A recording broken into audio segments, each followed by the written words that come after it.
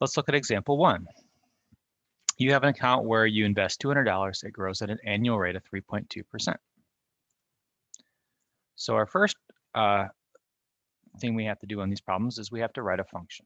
So writing that function, basically you're plugging in the rate and your initial investment.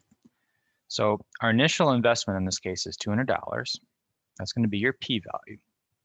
We have to decide if it's growth or decay. So this one's pretty simple. It tells you growth, so it's going to be 1 plus r in the parentheses. And remember our formula is a equals p 1 plus r raised to the t power. So we need to plug in p and r. 3.2% as a decimal is going to be 0.032.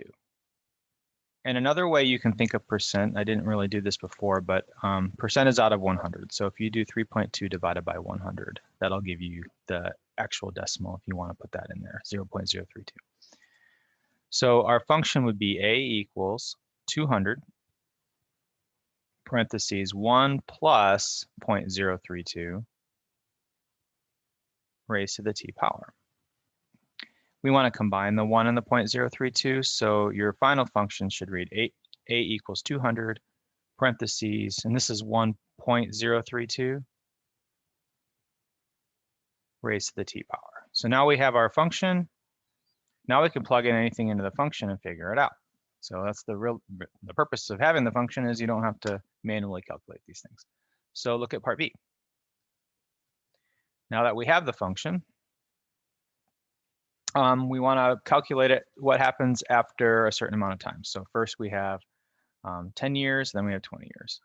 That's just as a matter of plugging it in which case you're just going to use your calculator. So in this problem here, we have we want to figure out how much is going to be there after 10 years, how much is going to be after 20. So 10 years is going to be 200 parentheses 1.032 raised to the 10th power. And then 20 years is going to be the same thing, but raised to the 20th power. So we can put that right in the calculator and figure out what each of these are. Now this is money, so I'd round to maybe a couple decimal places. So let's see what we got. 200 parentheses 1.032, shift 6, 10. And 200 parentheses 1.032, shift 6, 20. So in each case, we have $274, approximately $274 and $375.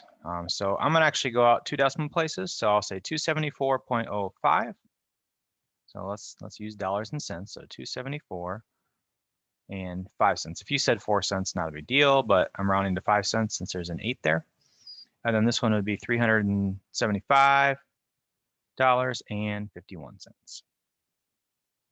So that's how to plug in numbers.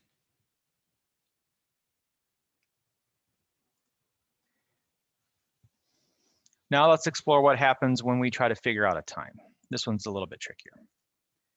So with the time ones, you want to figure out what's going to be, how long it's going to take you to reach a certain amount of money. So in this case, we want to know, well, if 600 is equal to 200 times 1.032 to the t power, what is that time that's going to take 600? And you have 2 ways to do this. You can guess and check. So you can say, all right, let's say it's going to be, I don't know, 30 years. 30 years is a little bit too small, so maybe 35. Okay, 35 is pretty close, but it's a little too high. 34, a little too low, so maybe 34.1, 0.2, 0.3, 0.4, 0.5, 0.6, 0.7, 0.8, 0.9. You can see it's somewhere between 34.8 and 34.9. So roughly 34.9 is a little bit closer. So you could say that's your answer. And that's fine if you want to guess and check. Sometimes that takes a little while. So what I typically do is I do graph intersections. I'll use y equals 600. And then I'll put this in calling this x, and I'll find where they intersect. Here's how I do that. So put that in there for x, and I do y equals 600. And I need to zoom out.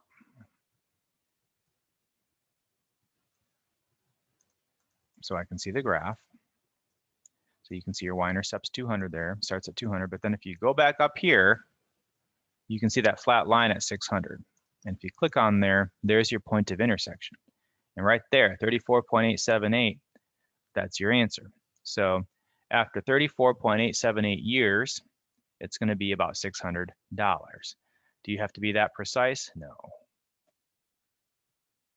34.878 is almost, it's exactly 600. I mean, if you round that to the nearest dollar, but I would be fine with 34.87 or 34.9 even. So any case here, your time is going to be about approximately equal to 34.9 years. Remember, annual means years.